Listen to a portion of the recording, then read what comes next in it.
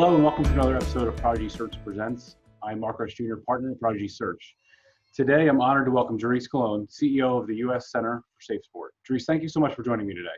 Thanks for having me. So you previously served as the National Vice President, Child and Club Safety for the Boys and Girls Clubs of America and spent a majority of your career with the National Center for Missing and Exploited Children. I think you were an executive director there. Two incredible stops before you got to where you currently are, and we'll certainly get to that in a second, but we can't go much further without saying, hey, congratulations on 1 year. You've just, I think, hit that, or you will in a couple of days hit that milestone. So congratulations on 1 year with SafeSport. Thank you. It's been quite the year, quite the adventure, I'd say. and a good chunk of it spent remote, which many of us are still trying to figure out as we go.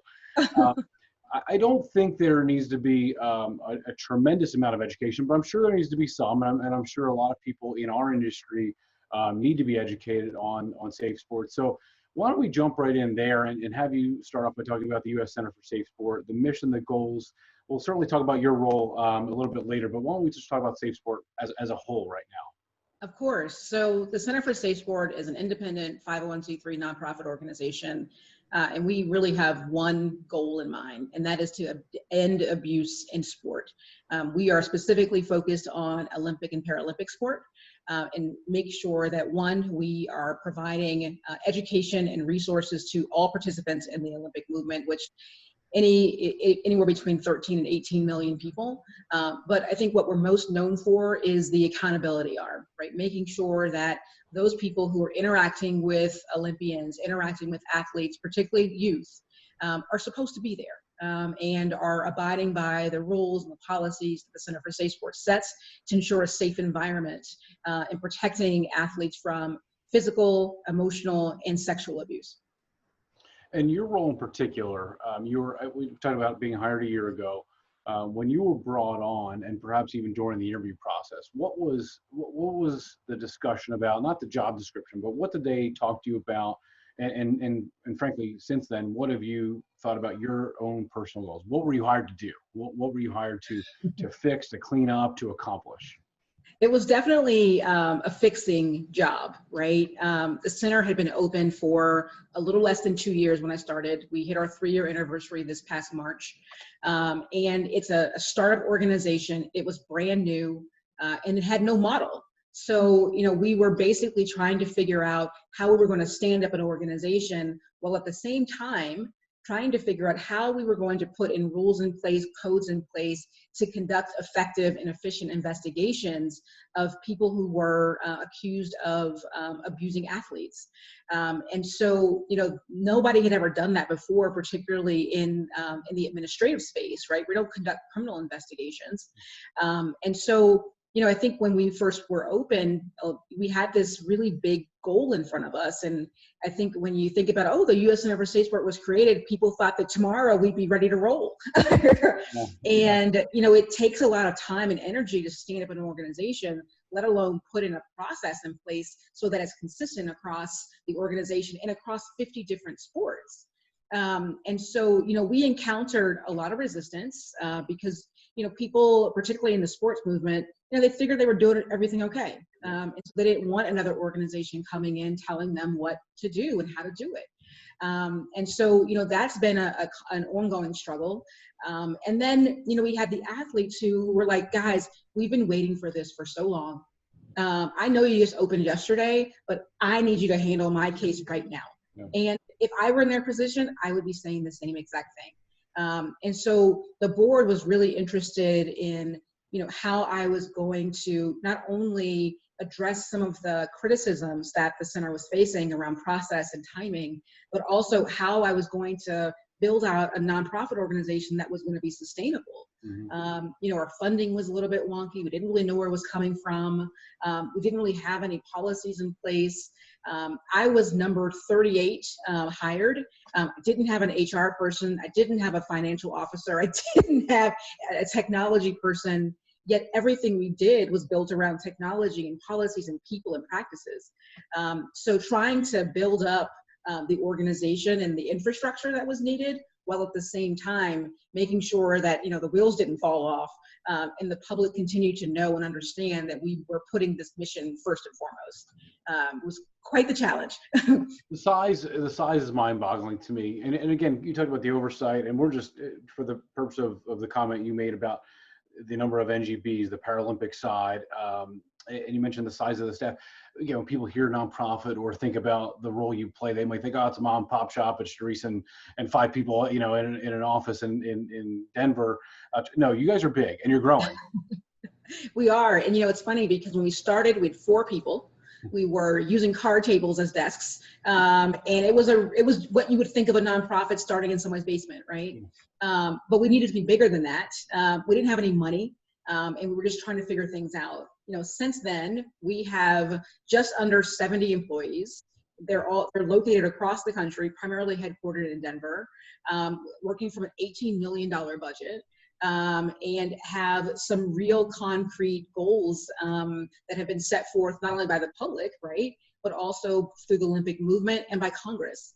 And so making sure that all of those pieces were in place so that we could actually accomplish that was going to be really tough. But it needed a real structure. And that was something we just didn't have. And, you know, if you look at any other nonprofit, 3 years is not a lot of time to get moving, let alone, I don't even know the math, going from like, you know, $4 million to $18 million over 3 years is unheard of.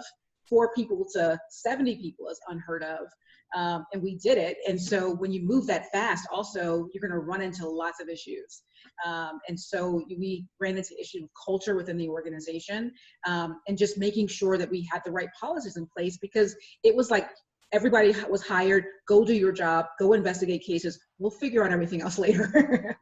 And that's when I came in.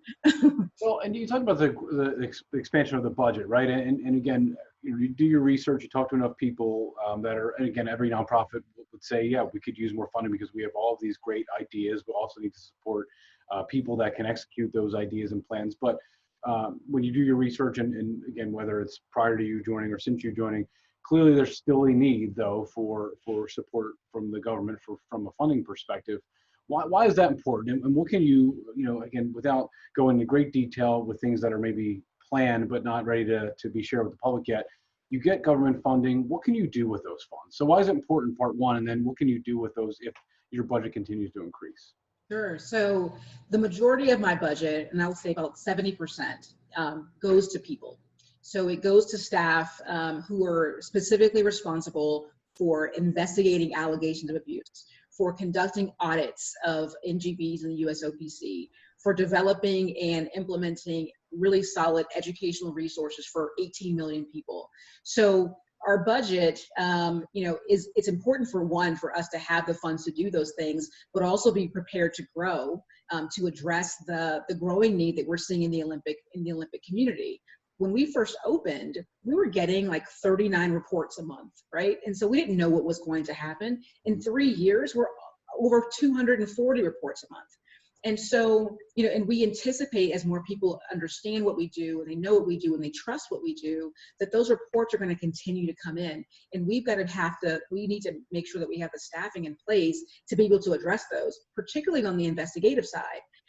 You know, one of the things that we have been really working hard at is shortening the time that it takes to complete investigations. Well, we need more people to do that. Otherwise, they just sit and they wait until one person's available to investigate. So the funding is really important. But in order to prepare for 2021 and beyond, we also have to have some sort of stability and understanding what we're looking for, because I can hire 100 people today, but if I can't keep them on the payroll in 2021, then what's the point? So having that funding really secured is really important. And the majority of our funding, you know, comes from the Olympic movement. We do get some dollars from the Department of Justice to help support our audit and compliance functions. And as we're looking out, particularly through strategic planning, a larger focus is really going to be around diversifying our funding to make sure that we can withstand something like COVID. Let's talk about the relationship with, not necessarily between you as in you as in the company. What's the relationship between you and the NGBs, and Paralympic community, et cetera? Like you said, the athletes, and rightfully so, you know, hey, this is long overdue. We could use your help tomorrow, or we could use your help yesterday, probably was the attitude. But what's the relationship like with the NGBs and the Paralympic, you know, in terms of the officers and the executives? You know, I assume it's improved over time, but maybe it hasn't always been Smooth sailing and easy?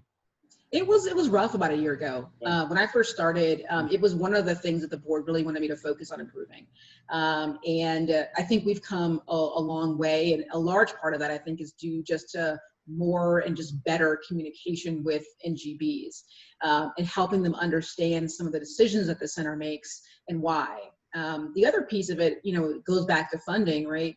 The NGB support us at different levels, and they want to make sure that their dollars are going to support their athletes and the entire Olympic movement. And so I think that for a long time, they couldn't really see the connection and understand where it went. So now, we've completely overhauled the way that we provide data and information back to them. We've also hired more people to work directly with them to address some of the needs that they may be having and find ways to improve. So I think a big part and an example is with our audit process. Our audit process was new in 2019. And NGBs were very concerned that we're going to come in, you're going to fail your audit, and we're just going to leave you out there, and then we'll be back next year without providing any sort of support or hands-on assistance to help them improve. And so, what we did was expanded our audit and compliance team, hired additional people to really help them go through areas where they were struggling, whether it was through education or communication or identifying those who shouldn't be at events, but putting in some of those things along the way to help them. And I think the other piece was that they wanted to know that we were listening to their issues. When the center, I'm CEO number 2, but we had an interim for a while. And when you have change in leadership like that, specifically in a really short period of time, a lot of things get lost. And so I did a lot of apologizing. I went on a tour, right? And just owning up to some of the things that we messed up that weren't going so well, and then finding ways to fix them. And it's not 100% now, right? We don't have a wonderful relationship with all of them, but I can tell you that it's a complete 180 from when I walked in the door. Can we talk about some of the resources and the education, the offerings, even beyond, although inclusive of the Olympic space too, because I think there's a ton of value there, but youth sports, high school sports, the NCAA, again, because that's an even broader. I mean, not that the Olympics and the Paralympics, they will always need your assistance, but can we talk about it even more broadly than that? Sure. That's one of the questions we get a lot is, when are you going to expand this to colleges? When are you going to expand this to high school sports? Right now, the law doesn't really allow us to do that.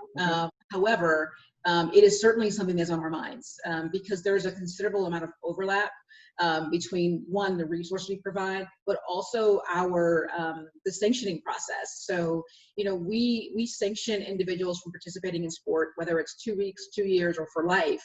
And oftentimes those individuals, coaches, are also coaching somewhere else. So they may be tied to an NGB, but they may also be at a top 10 university. And so that university right now doesn't really have an obligation to check our centralized disciplinary database, to abide by the U.S. Center for SafeSport sanctioning. And so there's a lot of work to be done. And so a big part of what we'll be focusing on the next couple of years is really building out some of those relationships so that we can at least start to share more. Because nobody wants to have someone in their ranks who shouldn't be there, particularly someone who's harming children. And I think, one, it's a matter of educating them and understanding that this resource is available, but also trying to figure out, the center has a ton of resources around training and education, whether it's identifying abuse, it's bystander intervention, how can some of these other groups use them? And we've seen some success in other youth sports, particularly organizations, where they're like, we don't have to abide by the SafeSport law, but we want to. And we want to utilize our resources. We want to make sure our coaches are trained. Help us do that. And so we often will provide access to, particularly our SafeSport core courses, to other organizations for them to use, because the information is good. The information is solid. And if the more coaches we know, the more parents we educate on what to look for, particularly when you're dealing with coaches or administrators, the stronger we all will be, because sports is so fluid. You can go from sport to sport, conference to conference, and you'll always interact with someone from the other side. And so for us, it's about penetration and making sure that we can get these resources in the hands of the right people. And it certainly goes beyond the Olympic and Paralympic movement, although they are certainly keeping us busy. Well, and I guess that to tie into something else that was on my mind, clearly coming from outside of the industry, and again, I think there's so much value in by the way, in the sports industry, having people with different experiences come and bring their expertise to us, right? Because the sports industry, we think we're the best, but there's areas we can improve significantly, right? And so we talked about your history at the very beginning of our call to remind people that are listening or watching your history with the Boys and Girls Club of America and the National Center for Missing and Exploited Children. How did they shape maybe kind of the ideas or perceptions when hey, I'm coming into this sports and entertainment industry, sports and athletics and recreation industry. Here's what I'm going to use from those prior experiences in this space, because it's different. Although boys, maybe those other roles clearly had some connections and clearly had connections to sports. But what did you bring from those that maybe shaped the way you're taking on this role right now, and you have taken it on for the last year? Sure. So, at the National Center for Missing and Exploited Children is also an investigative agency, right? And so we worked very closely with federal law enforcement, particularly on the online exploitation side. And so I spent a lot of years, one, talking to those parents and people who were going through that process, but also understanding some of the challenges that parents had, that schools had, and how kids were being manipulated and abused. And so I spent a lot of time developing educational resources to combat that, which is a big component of what we do here at the U.S. Center for SafeSport. When I was at Boys and Girls Clubs of America is a federated organization. So you've got 4,300 sites, 1,100 different CEOs who all want to do their own thing. And there's a set of rules, though, that they all have to abide by, particularly around safety.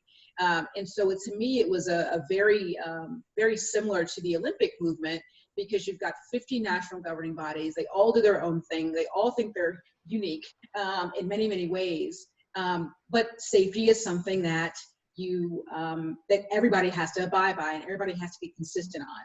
And so, I spent a lot of time navigating that environment and a lot of personalities, right? And understanding how to work with particularly CEOs who have a lot of competing priorities, and trying to help them understand and identify, why this should be the priority and how to kind of adjust other things to fit for that. And so I think a lot of it probably comes down to relationship building, because, people want to know that you can meet them, but also that you can understand some of the things that they're going through. And for me, I don't have a sports background. And so I come into it from a purely safety perspective, which sometimes is problematic. Yeah, it's fresh, but sometimes I'm like, what do you mean? Why are you showering after the, I don't understand.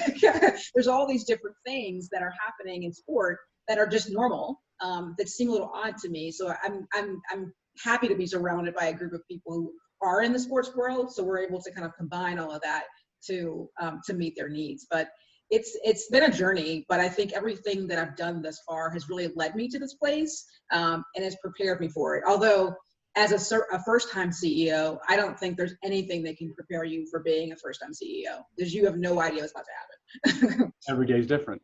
Yeah. Yeah. One of the things that I noticed is, and I hope our industry is going to be better coming out of the pandemic, right? But I noticed, I was watching and listening to something you had said, and you talked about what I think a lot of coaches are doing right now at all levels. You're doing training, your virtual trainings at home, and your kids are on a video camera, and there's a different component than being at the field or the court when there's not a global pandemic going on. So I'm burying the lead a little bit in waiting so long to even talk about COVID-19 and how SafeSport has adjusted. You as a CEO, how you've adjusted, but how the organization's adjusted in what they do well and what they do best. Perhaps it's a new offering. Perhaps it's, again, I mentioned the video and the audio that I heard you talking about, some things to pay attention to for those athletes and coaches that are now participating remotely. Talk about that, how you've adjusted and your company, your organization's adjusted to COVID-19. Yeah, so, we were lucky that just about everything that we do, we could do remotely. So it was really seamless for us to begin conducting more investigations, because a lot of the investigation that we completed were often done virtually anyway, but our people were sitting in their office with respondents or claimants sitting in their homes.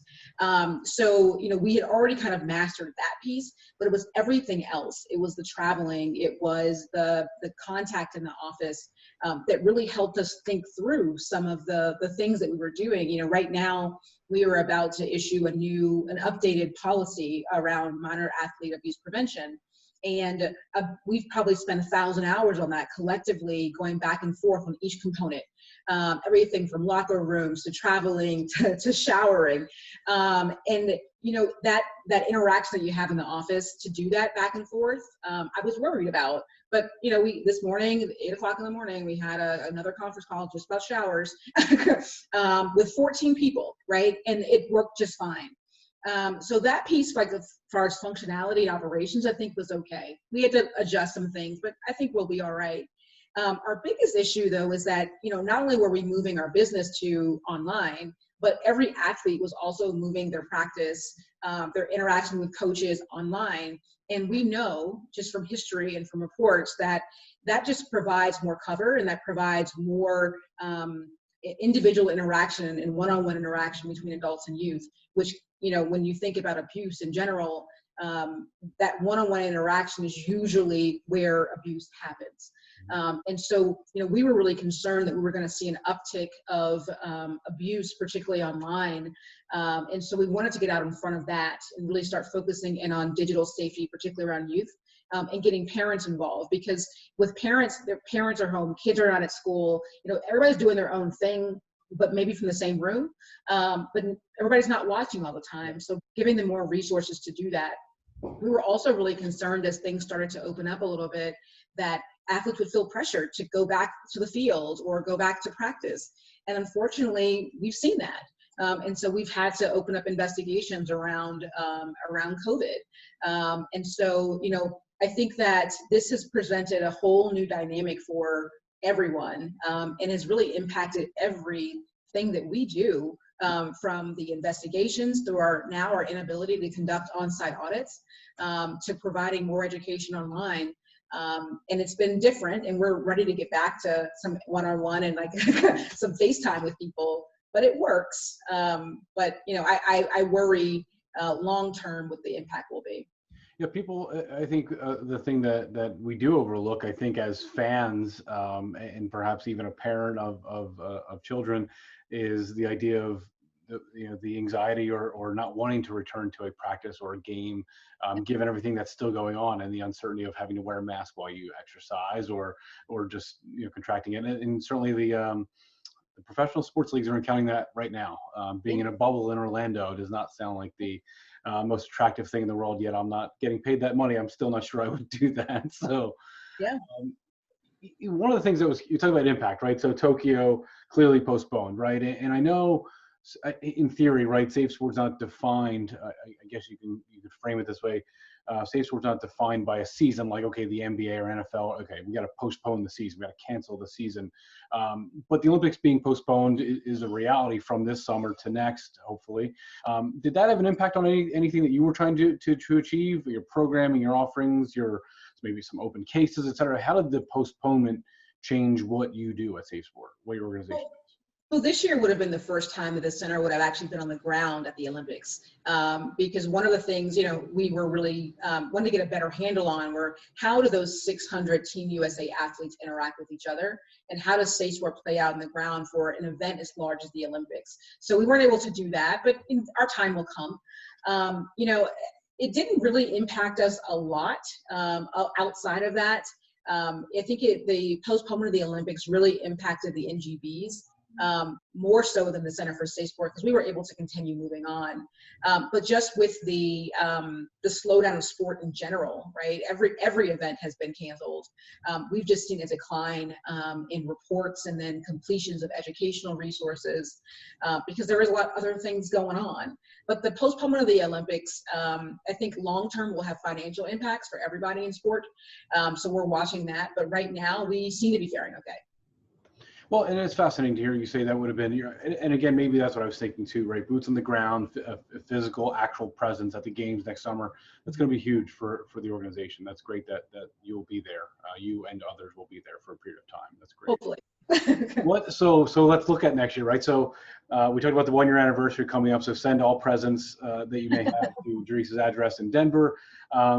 But what's ahead in year two, right? Because year two starts on June 20th or thereabouts. So what comes in year two for you? What do you want the organization to achieve? But what do you want to achieve in year two? Well, now that I've gotten most of the infrastructure pieces done, I can really focus on what the presence of SafeSport looks like. One of the big things that we have not been able to pay a lot of attention to and have relied on others to do for us is share our own message. We don't have a huge communications presence. We don't have a social media presence. And that, hurts us in some ways because that's how people communicate. And so we are looking at, long-term planning right now that really focuses on really bolstering the communication or outward communication, particularly with the public and athletes. We're also rolling out a new map policy, but also really getting ready to produce more educational modules for athletes and for coaches and for medical professionals. And so that's a really that's really exciting for us. And then last but certainly not least is that there's this legislation that has been floating through Congress since about a year ago that would really solidify the funding stream for the Center for Life, which is very exciting for us because we'll finally be able to plan ahead, which is something that we've never really been able to do before. You mentioned the social media comment, and so I guess my one thing, and this is to anybody in the audience, an athlete, a coach, a player, just somebody in the industry that is intrigued by what SafeSport does. For more information on the organization, career opportunities, because you are hiring for investigators and other positions, how they can support the organization, how they can reach you via phone or email, not you personally, the organization. Again, I mean athletes, coaches, up to, again, Olympians, et cetera. How can they best reach you? Yeah, so our website is the best way, uscenterforsafesport.org. And so whether they're trying to reach us to make a report of an allegation of abuse, or if they simply want to give us an idea or take our training, that's the best place to reach us. That's great. And I think part of the conversation today, I think, and it needs to continue, is an educational piece. It's an awareness piece. And I think what your organization's doing, and to your point, second CEO, technically, you've accomplished so much already, and I hope we're excited to see what else you accomplish in the future. I can't thank you enough for what you do. I mean, I think it's important, to right a lot of the wrongs and your history prior. You clearly have a different heart for this than most people, so you probably were the best person to be hired for this job. So I'm thankful to you and to SafeSport for to hopefully moving sports, and particularly Olympic sport, into a positive direction into the future. So thank you so much for being here today as well. Thank you for having me. This was great.